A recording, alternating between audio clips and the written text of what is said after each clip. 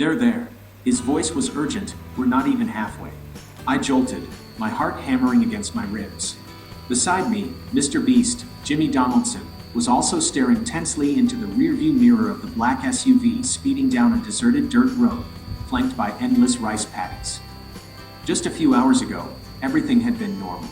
I, a lucky fan chosen to participate in MrBeast's latest challenge, evade an elite military task force for 24 hours to win a $100,000 prize. It sounded insane, but the excitement and the once-in-a-lifetime opportunity had swept me away. We'd had a decent start, using a beat-up pickup truck disguised as a construction vehicle to leave the secret starting point in a suburban area. But it seemed the military team had anticipated our first move. Chandler, Chris, Carl, MrBeast called over the radio, his voice laced with worry. "How are you guys doing?" Static crackled before their replies came through. Chandler and Chris were trying to divert a smaller group on ATVs, while Carl was holed up at a wholesale produce market, preparing for our next mode of transport. "We need to switch vehicles," MrBeast said, making a sharp turn onto a narrow lane leading deep into lush orchards. Dust billowed behind us. "I've stashed an old shipping container at the end of this road. Hopefully, they won't think of something that big." We sped along the winding dirt tracks, trying to use the rows of trees to shield us from our pursuers. I glimpsed a helicopter low in the sky, and my anxiety spiked. They had air support. As the SUV screeched to a halt, hidden behind a thicket of trees, I saw the rusty shipping container waiting, its back door slightly ajar. MrBeast quickly jumped out, helping me and Nolan, another participant, climb inside. The truck engine roared to life, and we slowly rolled forward, merging into the traffic on the main road. "Time for Plan B," MrBeast yelled over the engine noise. "Carl's waiting in an abandoned industrial park nearby. We'll try to blend in with the old factories." The chase along paved roads and dirt tracks was nerve-wracking. Every now and then, we'd catch a glimpse of the military team's specialized vehicles in the distance. Carl provided invaluable intel on shortcuts and hidden paths, helping us avoid direct confrontations. As night fell, we finally reached the abandoned industrial park. Dilapidated factories and dark warehouses created a perfect maze to hide in. We split up, each searching for a secure location. But we knew the military team wouldn't give up easily. They possessed excellent tracking skills and the ability to analyze situations quickly. Any unusual movement from us could attract their attention. Suddenly, I felt a scrutinizing gaze from behind a crumbling concrete pillar. I turned and saw a man with a cold expression watching us. He was in plain clothes, but his posture and eyes exuded professionalism.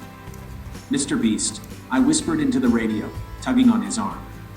"I think we've been spotted." Jimmy followed my gaze, his face momentarily showing concern before quickly regaining composure. "Showtime." We split up. Remember the comms code. We quickly dispersed, each heading in a different direction within the dark warehouse complex. My heart pounded as I tried to keep my nervousness from showing. I hid behind a rusted piece of machinery, trying to observe the surroundings. My radio crackled, Carl's voice a hushed whisper. "I see a group heading your way. Be careful, they're using K9 units." I gripped my phone tightly, desperately trying to think of an escape route. Ahead of me was a high chain link fence. I decided to risk it, scrambling over the barrier and plunging into a dense thicket of bushes on the other side.